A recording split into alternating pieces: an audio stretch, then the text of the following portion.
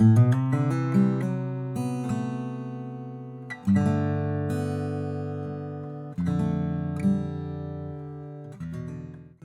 to Pat & Foose Guitars. My name is Jeremy.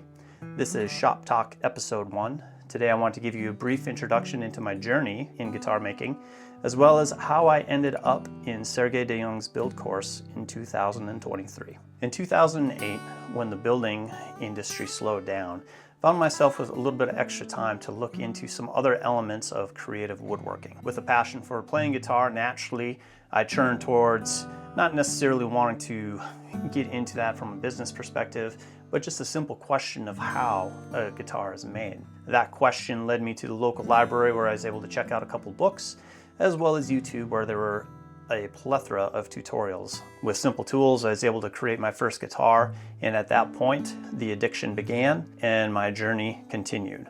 Fast forward to 2018, by that time I had made 23 instruments and had really grown passionate about the detail work and just the depth of your personality, as well as the person that you might be making the guitar for, how you can really bring their personality into an instrument as well. But at that point, I also found that I needed a method and a process to step forward.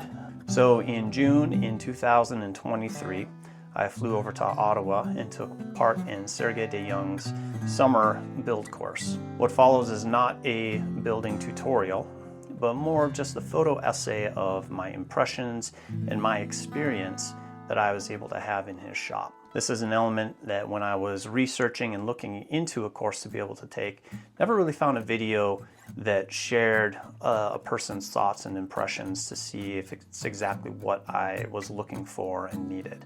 One of the first things that I was able to experience when I walked up was both the setting of the shop and just the location. Beautiful place. And upon walking into Sergei's shop, instantly struck by just the woodworker mentality of this space. To me, it was like a Disneyland, walking in and seeing all the tools, all the jigs, everything with a purpose, everything with a place. It was truly just an awe-inspiring spot. Some people might see clutter and chaos, others see absolute creativity and inspiration. So day one began with the basic selection of materials. Sergei literally pointed to a stack of wood, said, pick out your top, pick out your back and sides, and once you have those picked out, we'll begin. Of course, the next step right after that was joining the soundboard and instantly almost moving into creating a rosette to be able to put in and design and kick off the overall personality of your guitar. With that, also the back was able to place in a medallion that kind of helped move the design sense forward that I was looking for. Also in week one, we began bending sides, fitting them into the molds, cutting them, as well as just the overall rim assembly, adding in the neck and heel blocks, as well as the tail block. With the back and soundboard complete, from that point, it was just a matter of adding all the parts and pieces onto the rim to be able to allow for what we call the closing of the box, gluing everything together. Moving on to week 2, day 6 of the build course, we began to focus more on the soundboard of the instrument, putting in a lot of the details and of course the bracing elements that eventually helps develop the tone and just the voice of your instrument. Sergei was very open with letting us be able to be creative and try new things, all underneath his guidance. Obviously, if something wasn't going to work, he was going to bring that to my attention. But it was an opportunity just to try something that I had been thinking about and wanted to explore. And to be able to do that underneath the tutelage of a master luthier was definitely worth it. One of the more memorable moments of the course came when we were closing up the box. We were notching the side linings in to be able to accept the tops of the instruments. And Sergei was giving us a demonstration, and at one point he kind of paused, looked up at us, and said, "If you haven't noticed yet, I'm relying heavily on hoping for the best." Obviously that quote made me laugh a little bit, but it really made the whole process seem more organic and more natural, and definitely removed a lot of the stress out of the overall process of the guitar build. Here's the body closed up and glued up. And at that point, we were able to start working towards some of the details that would eventually become tied into and part of the binding and trim detail, as well as some of the inlay work. I chose to do a little bit more in the end graph area, just something unique, a little pop of color, and just a technique that I had been wanting to try that I had noticed other guitar builders using. On my guitar, I chose to use Zero-Coty for the binding and a lot of the details. The bright colored wood that you see that I brought in as highlights, that is African Padauk, and just was able to give that pop of color that I wanted. With the binding being complete, we moved on to the process of just sanding, and more sanding still, and just kind of refining of all those edges and details. At this point, towards the end of the second week, hit one spot where chose to add another little detail to my instrument just to give it a little bit of personality. I may or may not have made a mistake in that area, which kind of led to the inspiration for this particular inlay that I've decided to own and be able to bring into my instruments that I'm building right now. So it's a great learning process. May or may not have been an accident, but don't tell the guitar that. Week 3 was further refining and finishing up the binding work. Also an opportunity just to toss in a couple more inlays in areas that I felt could use a little bit more adornment. But the process of just cleaning everything up and getting ready for the next stages of the assembly. That also included the cutting in on the dovetail for the neck, and we began to work on the fingerboard, bridge, elements like that.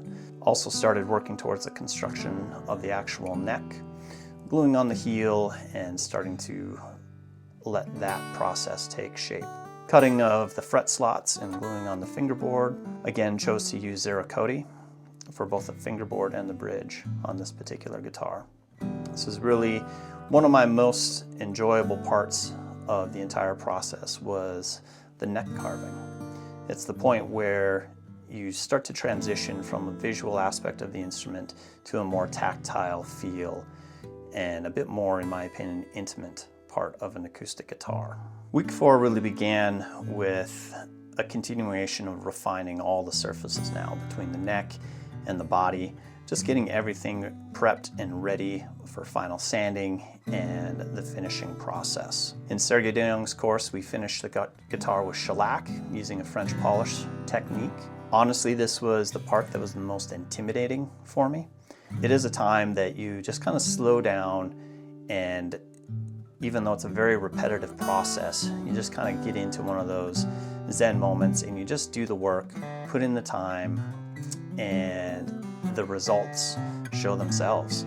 You start to see that shine, that smooth finish, and it's just really a fulfilling process. And of course, not being toxic, it was another perk to that whole process. We also began to move into the carving of the bridge.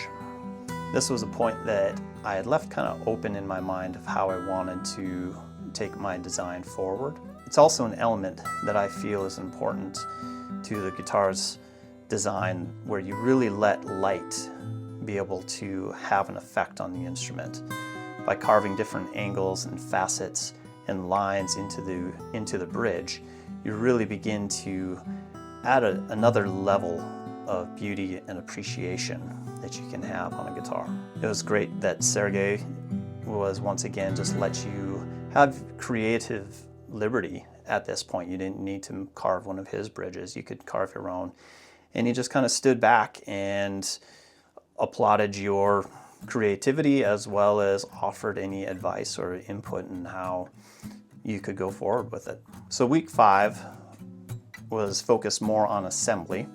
That was the attachment of the neck, as well as the putting in of all the fret wire onto the fingerboard. From that stage, we also moved towards the attachment of the bridge onto the soundboard.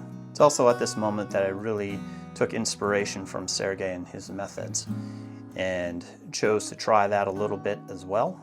Of course, as you can see from the photo, the size of Sergei versus the size of me may have made a difference in how effective this technique is. Once the bridge is glued on, moved on to carving of the nuts in the saddle and really getting down towards the end.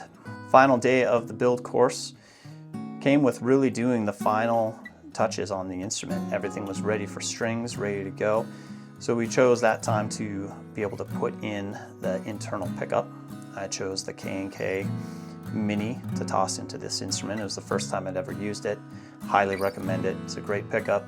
My final thoughts on the course, basically my process and my appreciation for this craft was totally changed. Of course, taking one of these build courses, you get the opportunity to work alongside other students. On this course, I had the privilege of being able to hang out with Daniel and Ken as they also crafted their beautiful instruments. One of the most important parts, of course, is to receive approval from the master himself, as well as the opportunity to just take a couple pictures, just to wrap up the overall experience and time working with Sergei. I appreciate all the effort and the work that they put into these courses to make sure every student leaves these courses with a guitar that both looks and sounds magnificent. Would I do one of these courses again? Absolutely. So there you have it. 5 weeks spent in the beautiful Quebec with the wonderful deJonge family on their homestead, and just the opportunity to be in a shop of a master and a true inspiration to the guitar industry. If you have the opportunity to take a course either with Sergei or with one of the other builders, I highly recommend doing it. Again, take lots of notes, bring a journal, keep track of all your thoughts, and just really invest in the process and be willing to set aside your own expectations and your own preferences and really just kind of take the teachings from a master. So on those notes, thank you for watching. If you like this video and the content, hit like, subscribe, and look towards another episode of Pat and Foose Guitars Shop Talk.